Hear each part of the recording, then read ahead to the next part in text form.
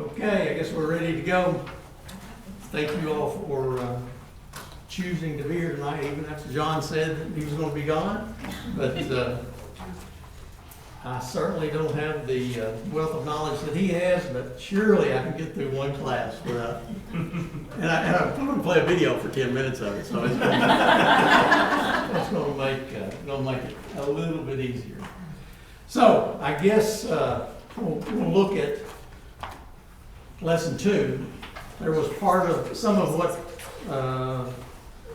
the things that we talked about on Sunday were why it was the perfect time, why it was the time for Christ to come, why the 400-year period of silence, why all that was important, and why do we really care?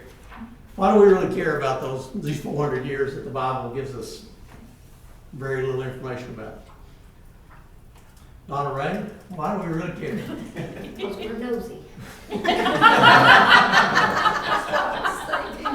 Yes, we are nosy.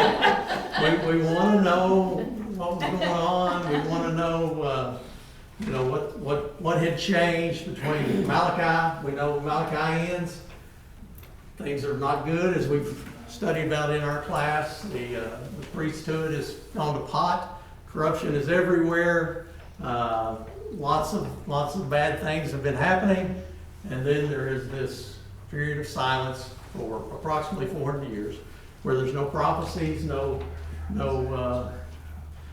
any kind of word from God, and then Matthew chapter 1, Mark, Luke, John, we show up, Jesus is on the scene, and things have changed. The world has changed. The world is a radically different world has occurred. And so the reason for this class is to help us to understand the things that took place to get us to where the time when Christ shows up on the scene. And so I had never studied this that I remember in my whole life. Shame on me. But there's a lot to learn. There's some deep stuff here. There's some really deep stuff here. Fortunately, you're not going to get any of that tonight. You're going to get just some overview stuff, but it was all good. And as John talked about on Sunday, we went from the Persian rule when we left in Malachi, and now we're into the Roman rule. And there's been about 2 or 3 other governments in between there, and that's kind of what we look at here in lesson 2, talking about the prophecy of Daniel. So if you want to go ahead and get your Bible and turn somewhere, turn to Daniel chapter 2. And that's where we'll be picking up on some of these things that we'll talk about tonight. But before we start, Robbie, would you lead us in prayer, please? Sure.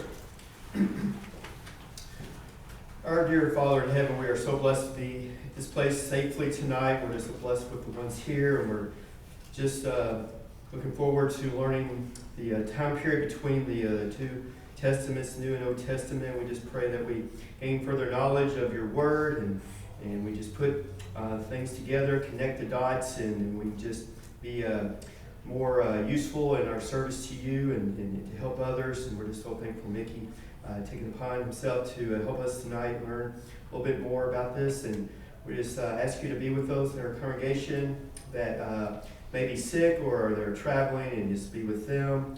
And we're just so blessed to have elders at this congregation that love us so much, and they just shepherd us, and we know that they're doing the best they can. And we're just so blessed to have Kyle as our preacher here, and just continue to be with him, especially his upcoming gospel meetings that he's having. And we just pray that things go well there. We just thank you for your son who loved us so much that he died for us, and it's his name we pray. Amen. Thank you very much. So if you do any Googling and you go on time between the Testaments, there's a whole bunch of videos out there. And I went through about 5 or 6 of them. And none of them that I saw were by somebody that I would say is sound, but some of them are really good, really smart. They got some really good stuff. Now, I'm not saying we're going to follow any of these guys, but this guy has one it's 9 minutes long. And it's real concise, and it's real fast about this time between the Testaments. And he's an English guy, and I kind of like that because that's all you see on sports these days, these English commentators. But anyway, I'm going to play this, and at any time something sounds confusing, something you don't understand, raise your hand, and I'll stop it real quick, and we'll talk about what's going on there. How's that? Okay. Kyle, I hope the sound works. Oh, I hit that button there. Title to this video, I've decided to do a bonus tutorial this week as part of our chronological Bible reading plan on the Inter-Testamental period. Here we are reading through the Bible in a year. We're 40 weeks in, just finished off the Hebrew Bible, or the Old Testament, and about to start the New. Well, before we launch into the Gospels, I thought it'd be a good idea to give you a picture as to what happened between the Testaments, between Malachi and Matthew, or strictly speaking, between Nehemiah and the Gospels, because there's actually a 400-year gap in between. Now, many theologians refer to this as the 400 years of silence, because apparently God didn't speak much during that time.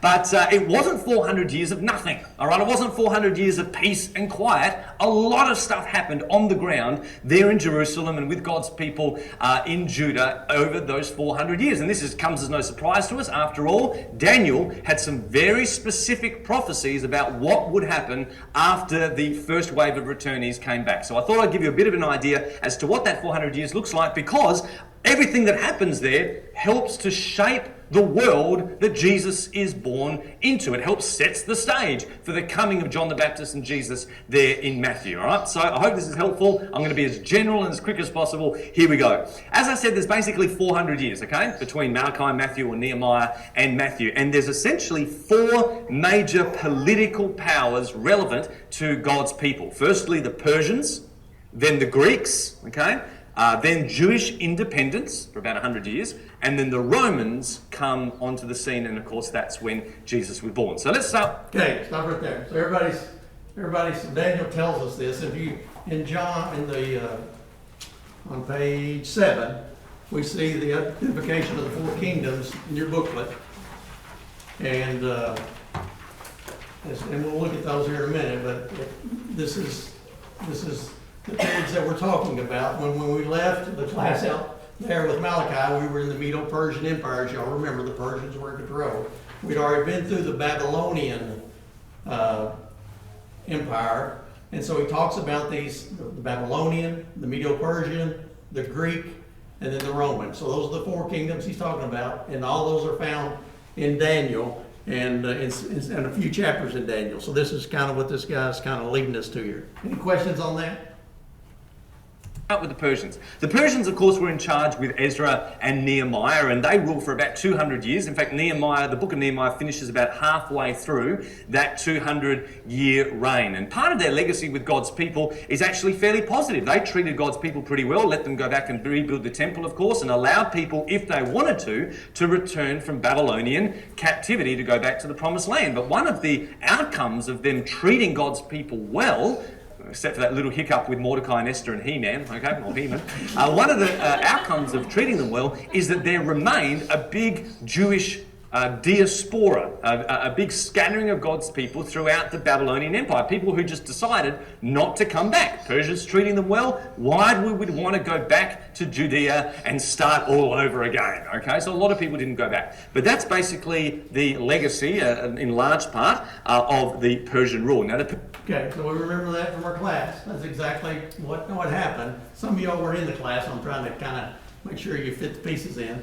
So Ezra and Nehemiah, they're under the Persian control, and King Cyrus, remember, lets them come back to Babylon, and we talked a lot about that, how generous that was and why that happened. We know God's hands were in that, but there was a lot of conversation about that, but a lot of them didn't come. They were happy in Babylon, they were treated well, and as he said, they stayed there. They did not return. Persians were taken out by Alexander the Great, who strictly speaking was a Macedonian, but essentially he was in charge of the Greek kingdom and the Greek armies, all right? And he took over the whole of Persia. He went all the way through to India, all the way down south to Egypt, and then died prematurely at 32 years of age, okay? So he conquered a lot, but he didn't rule for very long. And because he died so early, he didn't leave any successor behind him. So what happens? Well, this massive Greek kingdom gets divided up into 4 lots between his 4 generals. Now, this comes as no surprise to you and me because Daniel prophesied that would happen. He saw a picture of a goat, do you remember, with 4 horns coming out of its head. Well, that's exactly what happened with Greece. Anyway, what's that got to do with anything?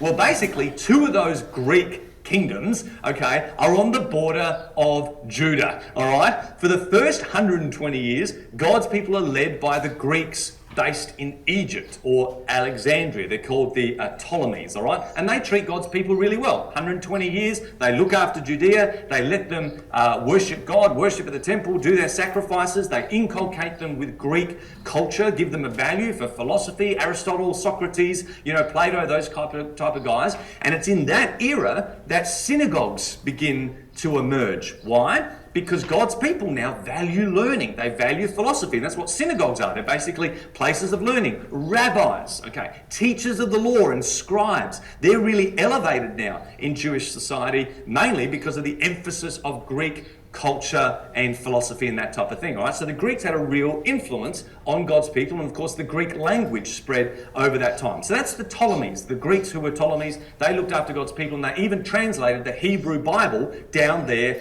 in Alexandria in Egypt into Greek, and that becomes known as the Septuagint. All right, so in that 120 years, it's a good time. Greeks are in charge, the Ptolemies, the Greeks, but Okay, so the Ptolemies, and that's said, it's got a P in front of it, and I want to say something different, but it's the Ptolemies, and they were, as he told us, they were from south of Judea down into Egypt, and a lot in Alexandria.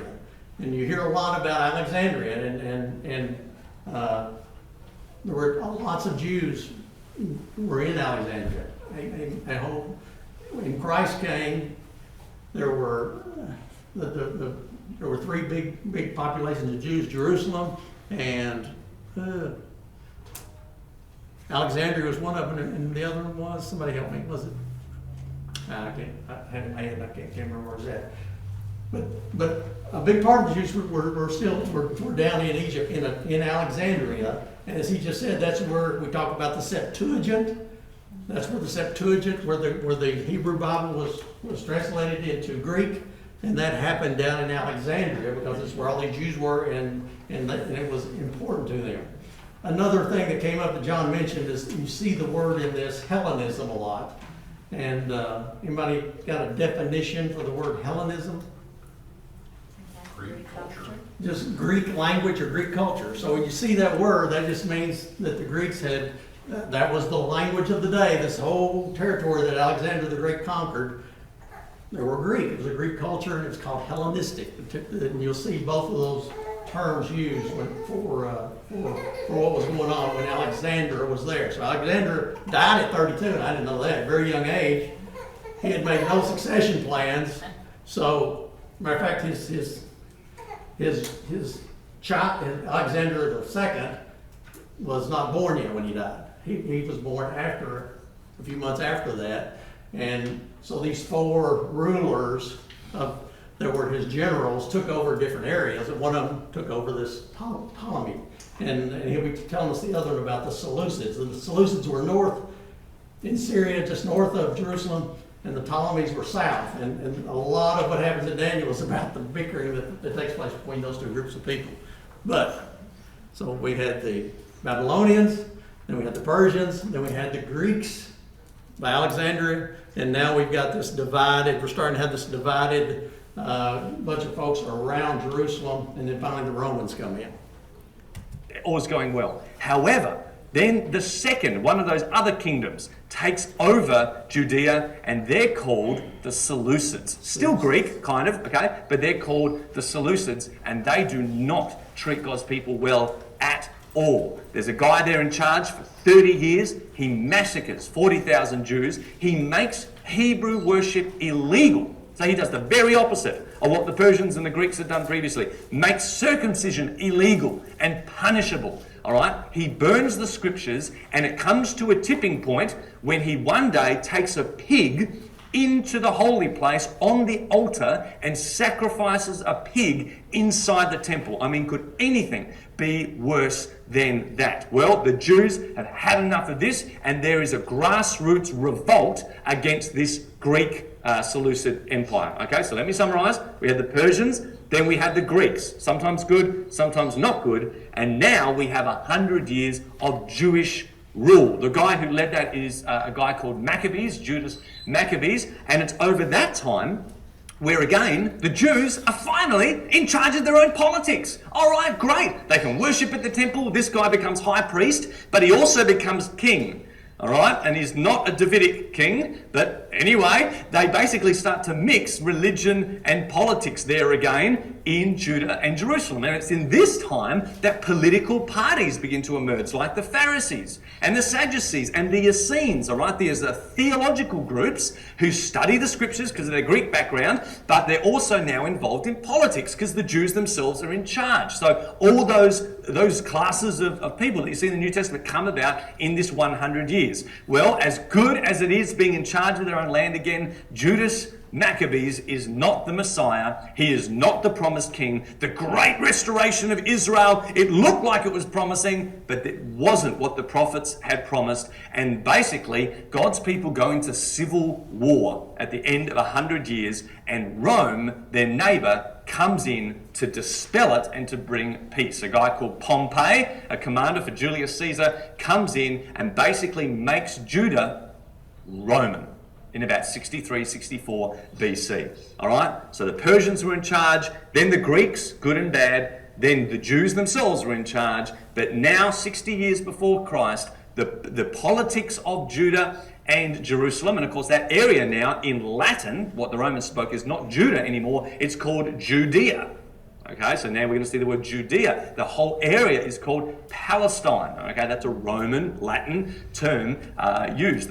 So these names end up changing. So the politics of Rome is in charge. And that's the world that basically Jesus is born into. He's born into the political rule of the Romans. He's born into the culture of Greece, because for a couple of 100 years there's been heavy Greek culture, philosophy, language, written language. Our New Testament's written in Greek. He's born into a climate where there's a thing called the Sanhedrin. It's a ruling council of religious but political Jews who basically are trying to run the Jewish world, but imposed upon by the Romans. Where did they come from? Well, they came from the Jewish revolt, from that 100 years. So in those 400 years, a lot of stuff happened that shaped the world that Jesus was born into. So I hope that gives some kind of understanding as to why the Gospels read quite a bit different to where we left off in Nehemiah. There's all these different characters. There's Pharisees now, and Sadducees, and synagogues, and Romans, and where did all this stuff came from? Well, it came from that 400 years. They may have been silent years as far as heaven was concerned, but they were not quiet years. A whole lot of stuff went on. But good news, that statue that,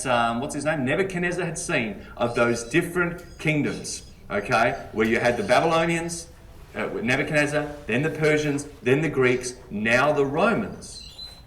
And somehow there will be a stone cut that wasn't from human hands, the kingdom of heaven, he says there in Daniel, that will strike that statue and the kingdom of heaven will begin. So hopefully from now we start hearing preaching that says the kingdom of heaven is at hand. The kingdom of heaven is at hand. Let's see if that's what we see come Matthew chapter 1. All right, guys, I hope that helps. And we're going to enjoy the New Testament. We're going to get stuck into the Gospels this week. So join me as we do that. I've stuck to under 10 minutes. I thought I'd try to do that. Bless you heaps. I hope this has helped. Have a great weekend. Bye.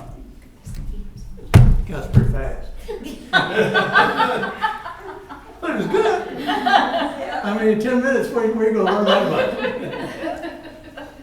Lots of stuff there. Is the class over? It may as well be, because just very interesting to me. I mean, when you think about the last thing you said there, well, when we leave Malachi, we've never heard of a Pharisee, we've never heard of a Sadducee, we've never heard of the Sanhedrin, we never the synagogues, none of those things. We never heard of those. And we move right into the New Testament, and there they all are. And, you know, I'm sure most of us, if I'd ever given any thought, well, what's changed here? What made this change? And it was this 400 years. A lot was going on.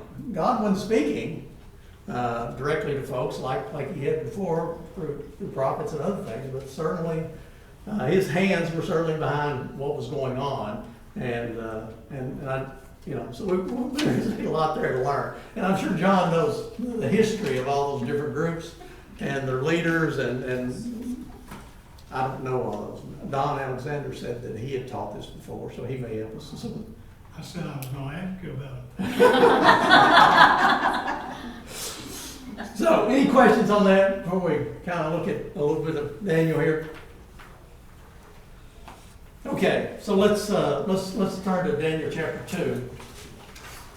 And again, Daniel prophesies about these kingdoms that happened during, a lot of this happens during these 400 years. And if you kind of, we've got hindsight, or we've got the ability to look back and see, what happened. I'm sure these guys, Daniel's folks, and the people here talking to don't have a clue what he's talking about. But later, and he tries to interpret it for them, but I'm sure there was still lots of confusion about exactly what these dreams were and the conclusion of what Daniel said they all stood for. So, Daniel chapter 2, I'm just going to begin starting a little bit in verse 1 just to kind of get us going. It said, in the second year of Nebuchadnezzar's reign, Nebuchadnezzar had dreams, and his spirit was so troubled that his sleep left him. So Nebuchadnezzar is the king of who? Babylon. So we're talking about the Babylons here.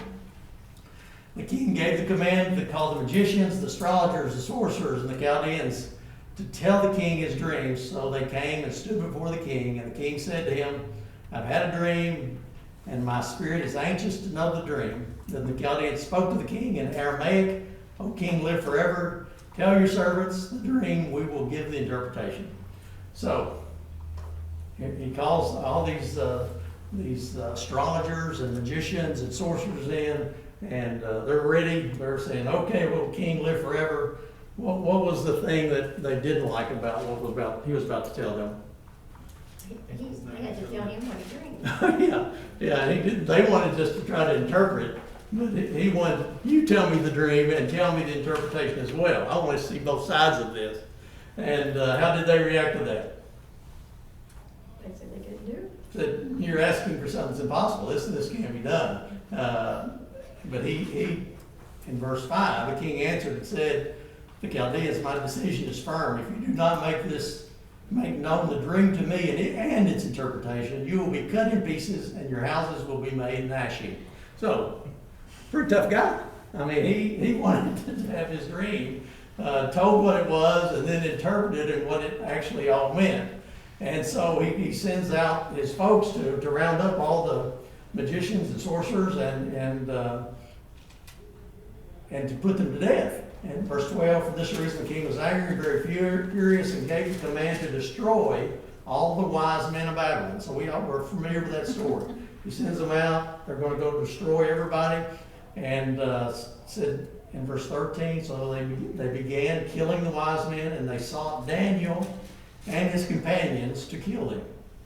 So Daniel's there, as y'all remember the story. He was carried away from Jerusalem to Babylon. So he is there with Shadrach, Meshach, and Abednego.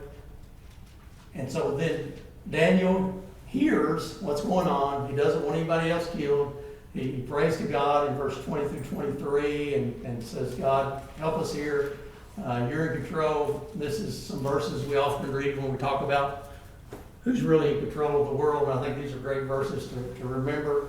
Where he says in verse 21, it says that he changes the times and the seasons. He removes kings and raises up kings. He gives wisdom to the wise and knowledge to those that have understanding. Talking about God and how he is always in control. So as the story goes on, Daniel gets to the king's advisor and says, okay, I can do this. Take me to King Nebuchadnezzar and we'll interpret this dream. Tell him what it is and interpret it for him. So he gets down to verse 31 of chapter 2, and he gives this 31 through 35. Kyle, you got there? Can you read that for us? Yeah. You, O king, were looking, and behold, there was a single great statue, That statue, which was large and of extraordinary splendor, was standing in front of you, and its appearance was awesome. The head of that statue was made of fine gold, its breasts and its arms of silver, its belly and its thighs of bronze, its legs of iron, its feet partly of iron and partly of clay. You continued looking until a stone was cut out without hands, and it struck the statue on its feet of iron and clay and crushed them. Then the iron, the clay, the bronze, the silver, and the gold were crushed all at the same time and became like chaff from the summer threshing floors, and the wind carried them away so that not a trace of them was found, but the stone that struck the statue became a great mountain and filled the whole earth. Okay, so Daniel comes in and he gives tells the king, was able to tell the king what he had dreamed. And, I can't remember any of my dreams hardly, and I certainly not going to be able to tell you what you dreamed. But Daniel, obviously, God was with him, and God enabled him to tell the king what the dream was. We don't see anywhere, there were several commentaries on that, and I'm sure some of y'all studied that. Some were thinking that the king didn't even remember all the things that he had dreamed. I don't know if that's true or not. Nani, have you ever seen that anywhere? I'm not sure. And he didn't say, well, that's, and you don't see exactly in there. He says, oh yeah, that's exactly what I dreamed. But anyway, we assume that he did remember that those were exactly the things that he had dreamed. And verse 36, Daniel goes on to say, this is the dream. Now we will tell the interpretation of it before the king. So he goes on, and now he's going to tell us what these mean. And if you look at the picture there, keep that in your head. We've got this statue, the head, the chest and silver, the chest and arms of silver, the belly and thighs of bronze, and the legs of iron and feet of clay. And we're going to interpret that and then see how this plays into what we're talking about in this 400 years. Thomas, you want to read some there? We'll start verse 36. Read about 39. This was the dream. Now we will tell the king its interpretation. You, O king, the king of kings, to whom the God of heaven has given the kingdom, the power, and the might, and the glory, and to whose hand he has given, wherever they dwell, the children of man, the beasts of the field, and the birds of the heavens, making you rule over them all. You are the head of gold. Another kingdom inferior to you shall arise after you, and yet a third kingdom of bronze, which shall rule over all the earth. Okay, so he goes ahead and he lays out 38, very easy for us to interpret who that is. He said he's given this head of gold. That's you. That is you. Mostly talking about the Babylonian kingdom, but the Nebuchadnezzar is certainly the king at this point. So he says that head of gold represents Babylon, the nation of Babylon, being headed by King Nebuchadnezzar at this time. So, pretty easy, because he kind of identifies it there, makes it easy for us. But then he goes on to say, but there arises another kingdom inferior to yours, and it's the chest of arms and silver that we talk about, and we interpret that, and later it'll tell us that in other verses to be the Medo-Persian Empire. So one we just came out of when we were in our class out there with Malachi, when he was in it, and Ezra, they were under the Medo-Persians, and that empire lasted until about 330 BC, as we see there on the timeline. It was from 539 to 330 BC. So about a 200-year rule there of the Medo-Persians. And then he says in verse 39, then this third kingdom of bronze, which shall rule over the earth. So the third kingdom is this bronze. It's the belly and thighs of bronze that we see in the statue. And that represents which empire? The Greeks. And it was from 330 BC to about, I'm going to put on here about he's got 167 when the Maccabeans kind of came in. But Greece from 330 to 180 BC. And the head of the Greek Empire was who? Alexander the Great. And anybody know who his father was? Philip, Philip from Macedonia. Macedonia. Philip of Macedonia was his father. And he was a great warrior as well. And he started the Greek Empire. And he died, well, he was assassinated early too. And his son, who commentary will tell you was not interested in being a warrior, was interested in being an intellectual guy. He studied with Socrates and those guys that we hear about in Greek culture, Aristotle. And but when his dad died, he decided that he would become the king and the warrior that his dad was, and evidently was a great one. History would tell us all the battles that he won and the great success he had, and the Greek Empire became bigger than the Persian Empire was. It became, as it says here, he shall rule over all the earth. I mean, it was huge. It was a huge amount of territory, and one of these in Daniel gives us the length of this kingdom. It was huge. Unfortunately, Alexander, as great as he was, died at a very young age. He died at 32.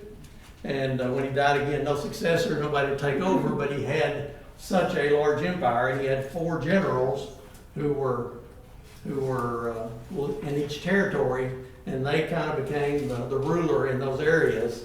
And one of those was Ptolemy and Seleucia, and they became the Seleucids.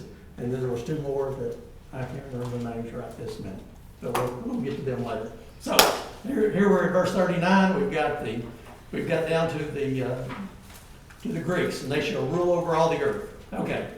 Then we'll start in verse 40. Terry, you want to read 40 through 45? Okay. And there shall be a 4th kingdom, strong as iron, because iron breaks to pieces and shatters all things. And like iron that crushes, it shall break and crush all these. And as you saw the feet and toes, partly of potter's clay and partly of iron, it shall be a divided kingdom. But some of the firmness of iron shall be in it, just as you saw iron mixed with the soft clay. And as the toes of the feet were partly iron and partly clay, so the kingdom shall be partly strong and partly brittle. As you saw the iron mixed with soft clay, so they will mix with one another in marriage. But they will not hold together, just as iron does not mix with clay. And in the days of those kings, the God of heaven will set up a kingdom that shall never be destroyed, nor shall the kingdom be left to another people. It shall break in pieces all these kingdoms and bring them to an end, and it shall stand forever. Just as you saw that a stone was cut from a mountain by no human hand, and that it broke in pieces the iron, the bronze, the clay, the silver, and the gold. A great God has made known to the king what shall be after this. The dream is certain, and its interpretation sure. Okay, so Daniel goes on to give this completes the interpretation of this dream. And in 40 through 43, he's describing a kingdom of iron and feet of clay. And we here and other places understand that's to be talking about the Roman Empire. So you got, again, the Babylonians, the Persians, the Greeks, and now the Romans finally come in. But during this time of the Roman, it says, and in those days, in verse 44, in those days, God of heaven will set up a kingdom which shall never be destroyed. And what kingdom is that? The kingdom of God, the church, the New Testament church. We know here, we know other places that it says that it shall stand forever. And so that's what our hope is built upon, that we are in that everlasting kingdom that shall never be taken away, and we can have great confidence in that. Now, do you think the king, when Daniel interpreted this to him, do you think he understood all that was being talked about there? No, I can't imagine he I think understood. he probably liked what it said about him. Yeah, he probably said, yeah, this is going to work out good for me for a while, because it didn't say. Later we find out Nebuchadnezzar had some bad things happen with him. But at this point, the dream is interpreted, and he's good with that. If you look at the chart, and we'll go to chapter 7, all over here, because Daniel is all about this time period. He helps us to understand this time period. If you understand Daniel, it sure helps us with these 400 years. But if you get to chapter 7, there's a little more definition about, it kind of gives starts talking about beasts. And kind of understand, because of what we just read in chapter 2, it helps us to understand a little bit about what these beasts represent. Starting in about verse 15, Daniel seen a vision again. He says, I, Daniel, was grieved in my spirit within my body, and the visions of my head troubled me. I came near to one of those who stood by and asked him the truth of all this. So he told me and made known to me the interpretation of these things. Those great beasts, which are four, so we're back to four, are four kings, or four kingdoms, which will rise out of the earth. But the saints of the Most High shall receive the kingdom and possess the kingdom forever, even forever and ever. And then I wish to know the truth about, I messed up. Sorry.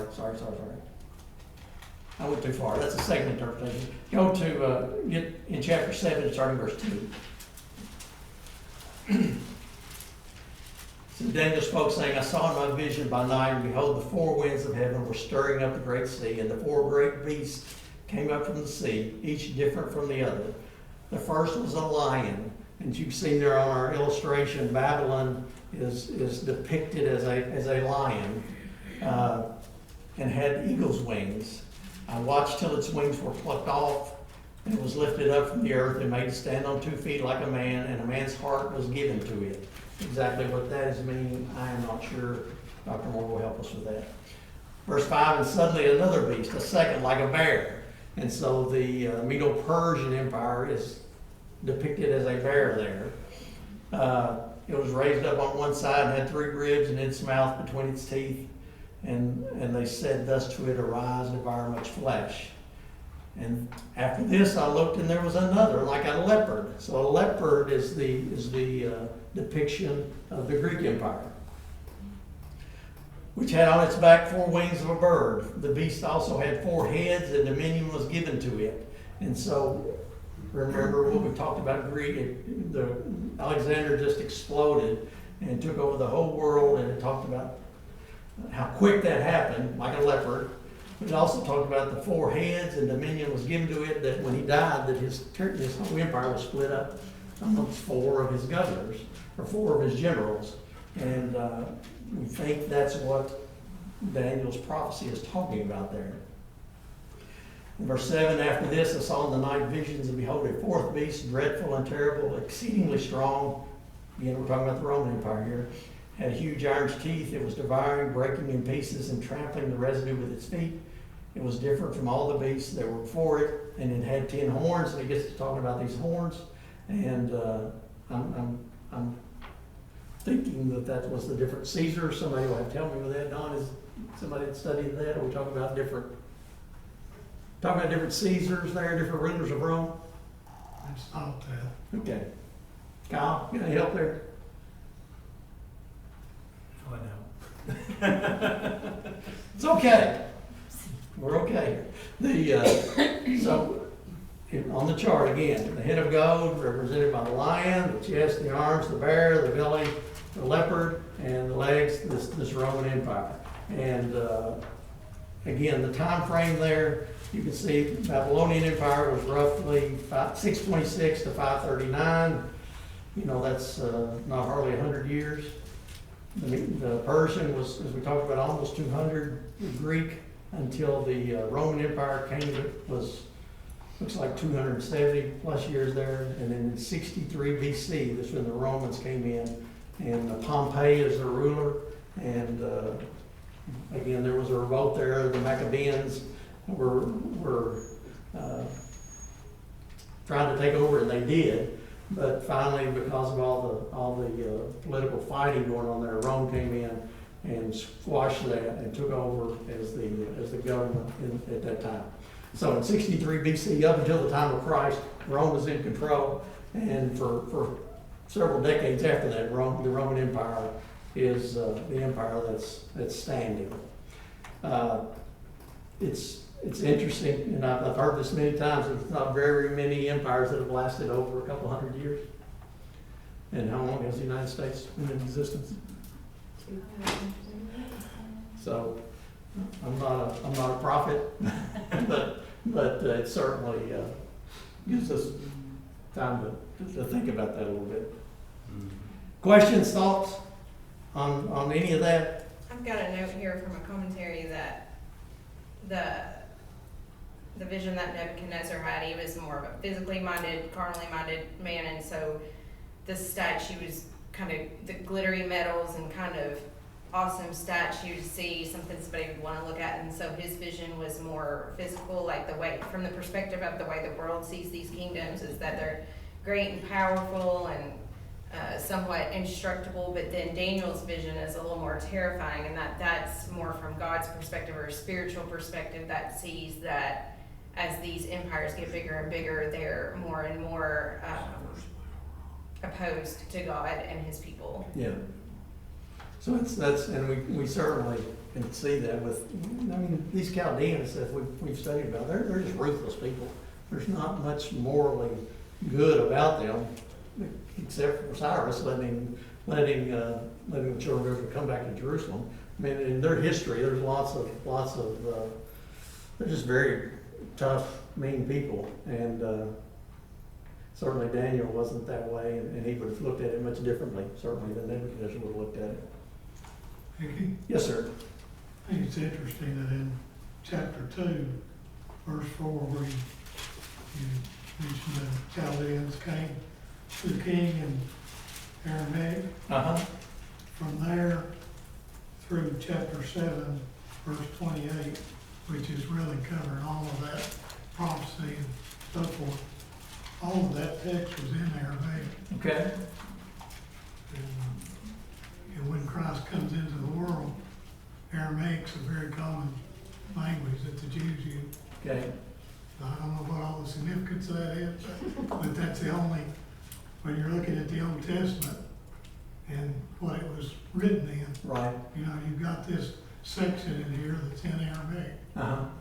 It seemed like I said it seemed like I read there's only 2 or 3 places that happens. There's a couple of them. Yeah, very interesting. Yes, sir. Further down in Daniel 7, he starts wondering what those 10 horns mean. Okay. And an angel gives him instruction, in, starting in around verse 20, maybe 21. 23. It says, "The fourth beast will be a fourth kingdom on the earth, which will be different from the other kingdoms, will devour the whole earth, will tread it down and crush it. And as for the 10 horns, out of this kingdom 10 kings will arise, and another will arise after them, and he will be different from the previous ones. He will subdue 3 kings, speaking out against the Most High, and wear down the saints of the highest one. He will intend to make alterations in times and in laws, and they'll be given into his hands." Now, I think we can probably see a clear indication of things that happen in Rome that meet that as well, with Caesars and especially those that arise and do terrible things to the saints. Yeah. I've got wrote down there several times, this is depicting the Roman Empire. But and then I remember studying what each one of those was supposed to represent, and I didn't get that done for tonight. But there's also a theory, and I guess Sir Isaac Newton, I think, was actually one of the proponents of this theory, that those 10 horns are representative of the kingdoms that came after the fall of the Roman Empire. okay. And different people would theorize, which 10 kingdoms there are. Of course, there are a lot of different kingdoms that came about in the sort of the ashes of the Roman Empire. But of course, that little horn that it talks about, I think, could very likely be identified as the Catholic Church. Yeah, you got the pencil in. And of course, it sprouted up in Rome itself, but hard to say for sure, I guess. Interesting to think about. Got the second bell? We gotta fix that bell, we can't hear that. I didn't get to the results of the 70-year captivity, so I'll have Michael start there on Sunday, so finish up there and start with lesson 3. I suppose, I'm not sure which direction he'll go. John said just wing it till he got back, so